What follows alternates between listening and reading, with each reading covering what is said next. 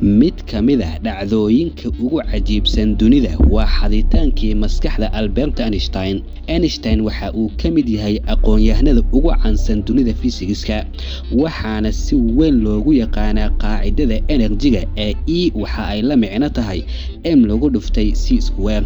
Qaacidadanina sida uu ku keenay aqoon-yahano badan ayaa la yaab ku noqotay, waayo in qof qeexis uu u sameeyo energy waxa uu yahay waa arrin aanan sahlanayn. waxaaba la oran karaa waa shayga ugu muhiimsan wax waliba ee la yaqaanana maanta formulkani ayuu ku shaqeeyaa. sidaasi darteeda maskaxda Albert Einstein 7 saacadood kadib geeridiisii waa la xaday. Digtoorkii u xilsaarnaa in baaritaan uu ku sameeyo meydkii Einstein, Dr. Thomas Harvey, digtoorkani ayaana ahaa digtoorkii xaday maskaxda Albert Einstein. digtoorkani markii uu arkay meydkii Einstein, ninkii helay abaalmarinta Nobelka, waxa uu cuntami kan weysay ayaa la dhahay in meydkani mar gacantiisii soo galay ee Einstein in uu ka baxo isaga oo waxba aanan ka reebanin. waxa uuna si fasax la'aan ah madaxa Einstein uu ka saaray maskaxdiisii. arrintanina ma aysan ahayn qoyskii Einstein arrin ay wax ka ogaayeen. sababaha keenay in Einstein laga saaro maskaxda waxaa sabab u ah in uu ahaa mid ka mid ah saynisyahanada ugu caansan looguna ixtiraamka badnaa dunida. maskaxdiisii waxaa loo arkayay miraayad cilmiyeed oo bani'aadamka qiimo u leh, waxaana xilligaasi si weyn dadka ay u xiiseynayeen in la darso maskaxda garaadka bani'aadamka sida ay u shaqayso iyo ay kuwigeedii. Einsteinna furo wax badan laga ogaan kara ayuu u noqday. dhakhtarkii fasax la'aanta Einstein maskaxdiisii la soo baxay waxa uu sheegay sababaha ku kalifay in ay ahayd in uu rabo cilmi baaris bani'aadamka oo dhan muhiim u noqoto in uu rabo in maskaxda Einstein inuu ku sameeyo. waxa uuna ku andacooday in maskaxda Einstein cilmi baaris darteedii inuu uga soo saaray, laakiin ujeedadiisii dhabta ah ee keentay in qof dhintay maskaxdiisii in uu soo saaro wali waa arrin aanan la aqoonin. qoyskii Einstein arrintani aad ayay uga naxeen markii ay maqleen, waxa ayna ku micneeyeen in Dr. Harvey in uu ku xadgudbay Einstein jirkiisiina inuu ula dhaqmay si xushmad darro ah. wiilkii Einstein, Hans Albert Einstein, ayaa markii uu dhageystay digtoorkani waxyaabaha uu sabab ugaga dhiganayo in maskaxda aabihiisii in uu soo saaro ayaa waxaa la sheegaa in uu ku qancay maadaama cilmi baaris darteedii loo adeegsan doono. waxa uu dhahay wiilkii Einstein haddii uu noolaan lahaa aabaheygii waxa ay u badan tahay in uu aqbali lahaa geeridiisii kadib in jirkiisii ama maskaxdiisii qayb ka mid ah in cilmi baaris ahaan loo isticmaalo. intaa kadib Dr. Harvey waxa uu Einstein maskaxdiisii u kala qeybiyey 240 blocks, waxa uuna gurigiisii uu ku haystay maskaxda Einstein muddo 10 sano ah. waxa uuna ku rajaweynaa dhakhtarkani in isaga uu doonayo cilmi cusub oo maskaxda bani'aadamka la xiriiro maskaxda Einstein inuu ka daafuri doono. balse 10 sano markii wax natiijo ah oo la taaban karo baaritaan walba uu ku sameeyay kadibna uusan helin, waxa uu ugu dambeyntii uu ka iibiyey maskaxdii Einstein jaamacadda Yahuudda ee Jerusalem. jaamacadani ayaa si weyn u baartay maskaxdii Einstein, laakiin iyaduna ma aysan helin jawaabtii ama ujeedkii ay raadinayeen oo ah sababta Einstein uu caqli badan yahay. daraasadaha qaar ee maskaxda Einstein lagu sameeyay ayaa lagu sheegay in maskaxda Einstein ay leedahay astaamo anatomig ahaan ka duwan bani'aadamka kale, laakiin daraasado kale oo badan ee lagu sameeyay lama helin farqi u dhaxeeya qof iska shacab ah iyo saynisyahankani Albert Einstein marka xagga iyo maskaxda isbarbardhig lagu sameeyo. waxaa la soo saaray natiijo ah baaritaan walba oo lagu sameeyay maskaxda Einstein. maskaxda Einstein waxa ay xoogaha aad u yar ay uga qafiifsan tahay celceliska maskaxda qof lab oo qaangaar ah. gobolka hoose ee maskaxda brachial ee Einstein waxa uu 15% uu ka weyn yahay celceliska maskaxda dadka kale. natiijooyinkanina ma aha natiijooyinkii la rabay. sida uu bani'aadamka u kala culus yahay ama uu u kala qafiifsan yahay farqi ka duwan oo la taaban karo loogana tusaale qaadan karo maskaxda Einstein in ay tahay tan caqliga badan lama helin. Daraasadaha sayniska waxaa inta badan la sameeyaa inta ay wax cusub yihiin. Nasiib daro, daraasadii Albert Einstein ee maskax lagu keediyey dhala qamaro ah oo 10 sano qof gurigii iska taalay sida dabiiciga lagama filanayo natiijo lama hadiyo.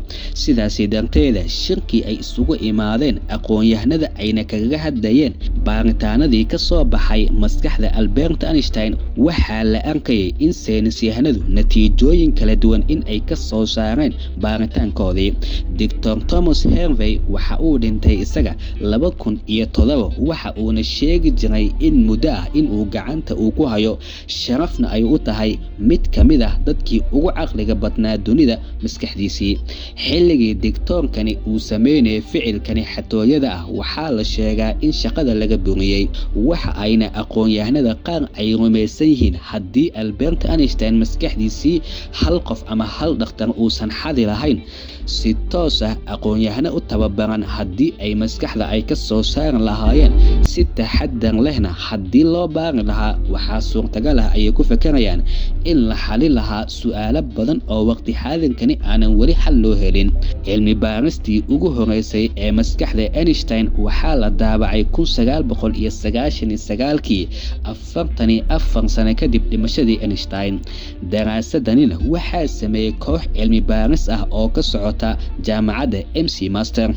Maskaxda Einstein waxaa loo barbardhigay laguna miisaamay maskaxda 35 nin oo 8 ka mid ah da'doodii ay ka weyn tahay 65 sano. Waxa ayna lahaayeen dadkani celceliska maskaxdoodii ay kuwii dhan 116 iyo 56 dumar ah ayaa loo barbardhigay maskaxda Einstein.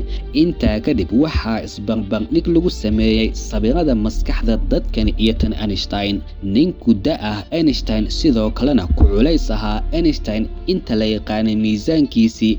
Marka isbarbardhig lagu sameeyay, ninka waxa ay culayska maskaxdiisii ay noqotay 1400 oo garaam. Culayska maskaxda Einsteinna waxa ay noqotay 1230 garaam.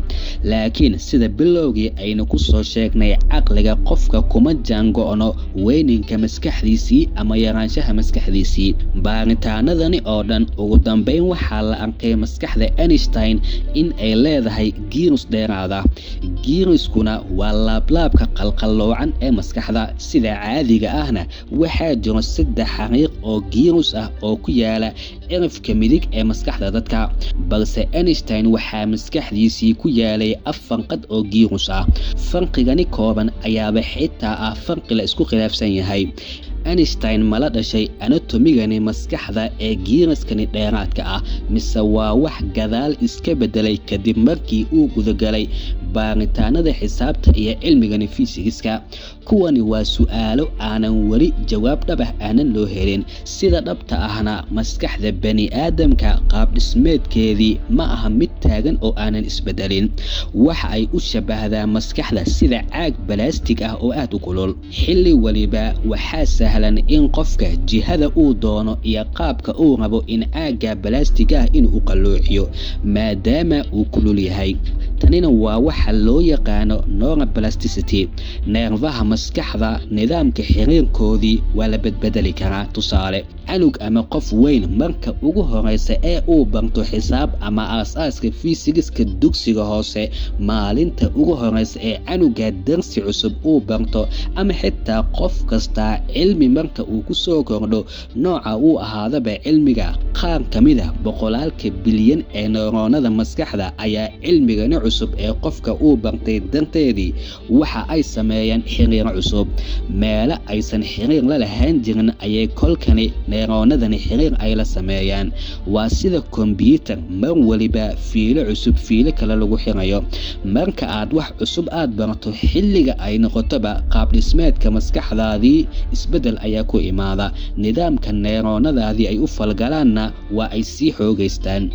fiilooyinka maskaxda iyo xiriirkoodii marka uu sidani uu u kordho ugu dambeyn waxa uu qofka uu noqdaa qof garaadkiisii iyo aqoontiisii ay sareyso sida uu erayada iyo cilmiga iyo wax walba xagalka uu ka fiiriyo ayaa sare u kacda akhriska buugaagta iyo cilmi cusub si joogto ah in qofku uu u kororsado waa wax caafimaadkiisii iyo mustaqbalka si wanaagsan inuu arko waa wax door weyn ka qayb qaadanayo xiriiradani neyroonada ee maskaxdana waa kuwo cabirkoodii heer microscopic ah sidaasi darteeda aqoon-yahanadu waxa ay leeyihiin aad ayay u adag tahay in xiriirada neyroonadani in ay gaaraan heer ay wax ka bedelaan qaab dhismeedka maskaxda ee giiruska farqiga Einstein ee giiruska dheeraadka ahna sidaa laguma oran karo dadka waa uu ka caqli badnaa xiriirada neyroonada maskaxda bani aadamka nidaamka uu alle uu abuuray darteedii ilmaha 6 sano marka ay gaaraanba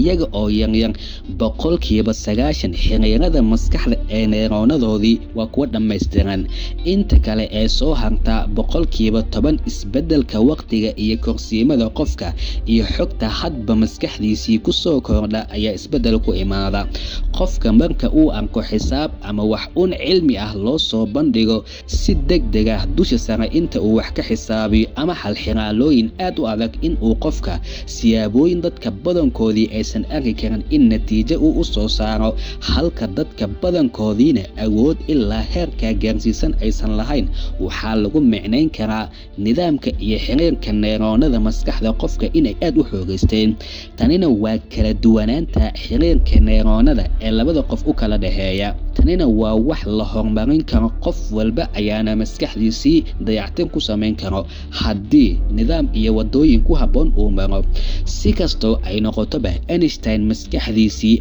baaritaan walba oo lagu sameeyay kama aysan soo bixin in dadka kale uu ka caqli badan yahay sidoo kalena Einstein ma uusan ahayn qof la aasay geeridiisii kadib jirkiisii waa la gubay ilaa iyo maantana maskaxda Einstein waxa ay ku keedsan tahay madaxafka qaranka ee caafimaadka iyo daawada ee Washington maadaama baaritaanadii cilmiga ee lagu sameeyay maskaxdii Einstein dhammaan ay wada noqdeen kuwa aanan natiijo lahayn cilmi baaristii ku aadanayd maskaxda Einstein waa la soo afjaray si xusuus ah ama taariikhda cilmiga daraadeedii waxa ay ku keedsan tahay mid kamid ah madaxafyada dunida